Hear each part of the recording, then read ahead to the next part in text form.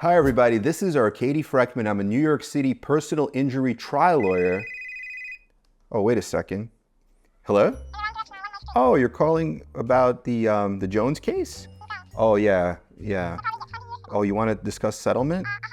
Yeah, I mean, look, the truck hit him in the rear. It's a pretty serious case.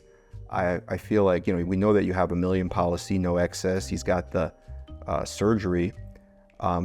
We have to demand $1 million. Oh, you feel like that's too high? Yeah, that's nowhere near that, huh? You want us to come down? Like maybe if we ask for like 200, you might be able to get us something in the 80s? Okay. Let me see if the client would be on board with that. Yeah, so you could probably get it settled, but you're saying like 1 million is just way too high. You'll never pay that. Never in a million years. Okay. All right, thank you. I'll get back to you.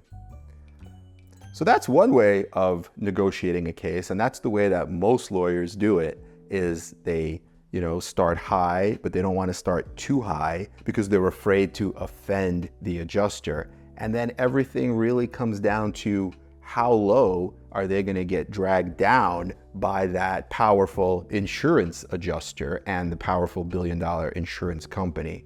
Now, another way to negotiate would be something like this. Hello? Oh, yes, you're calling from the insurance company? Yeah, about the Jones case, of course.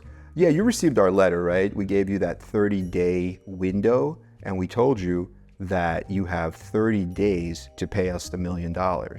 And if you don't, at 5 p.m. when the 30 days expires, it's not going to be $1 million anymore. In fact, we're going to prepare it for trial. You have our subpoenas. We've taken depositions and proven your truck rear-ended our client. It is completely at fault. In fact, we have summary judgment. So anyway, if you don't pay by December 10th of 2024 at 5 p.m., then we're going to go to trial, and the minimum amount that we're going to tell the jury to award is going to be $5 million. So it's on you. Pay us the $1 million now or pay us the $5 million later. Okay, have a great day. So that's another way to negotiate. It's much more powerful. It's much more compelling, and you're putting them in a corner. And remember, the insurance companies have a duty of good faith and fair dealing to their policyholder. That policyholder is their insured, and that policyholder is paying them premiums in exchange for that insurance. But what is insurance? Fundamentally, at the heart of it, insurance is protection.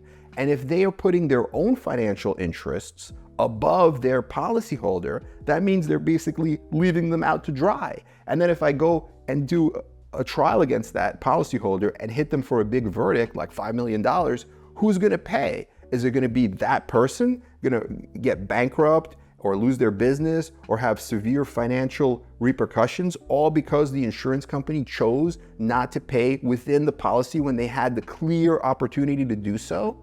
So it's a much better way to do it, and that's the way we negotiate cases here.